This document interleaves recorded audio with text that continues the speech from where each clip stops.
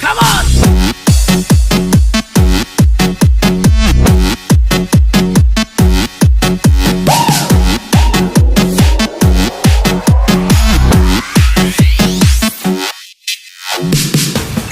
Bạn tình ơi, dẫu gì cũng xa nhau rồi.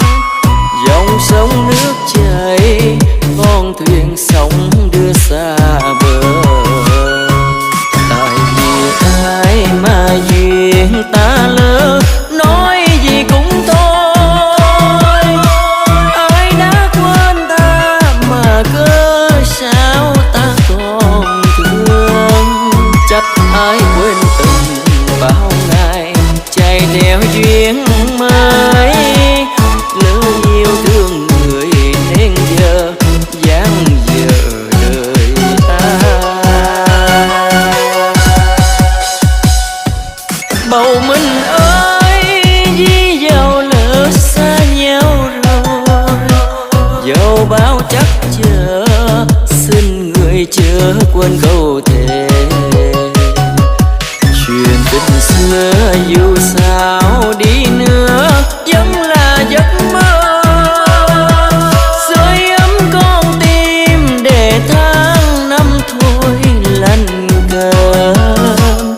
Nếu xưa đôi mình chưa lần về quê chung lối, nếu xưa không hẹn bây giờ đâu làm khổ nhau. Nếu xưa đôi mình chưa lần về quê chung lối, nếu xưa không hẹn bây giờ đâu làm khổ nhau. Lên xe đi em ơi.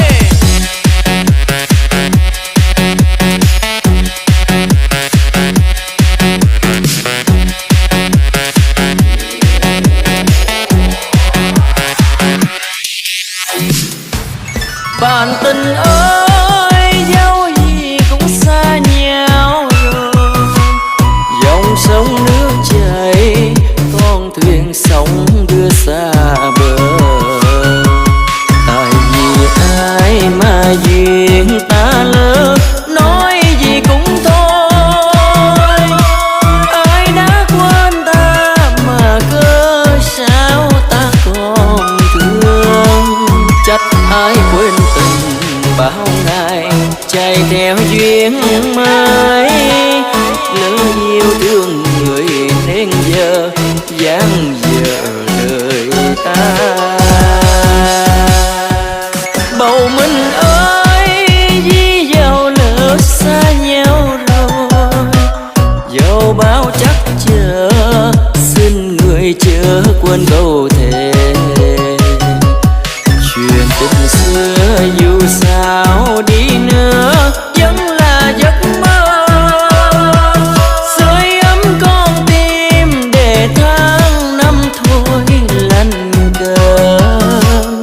Nếu xưa đôi mình chưa lần về quê chung lối, nếu xưa không hẹn bây giờ đâu làm khổ nhau.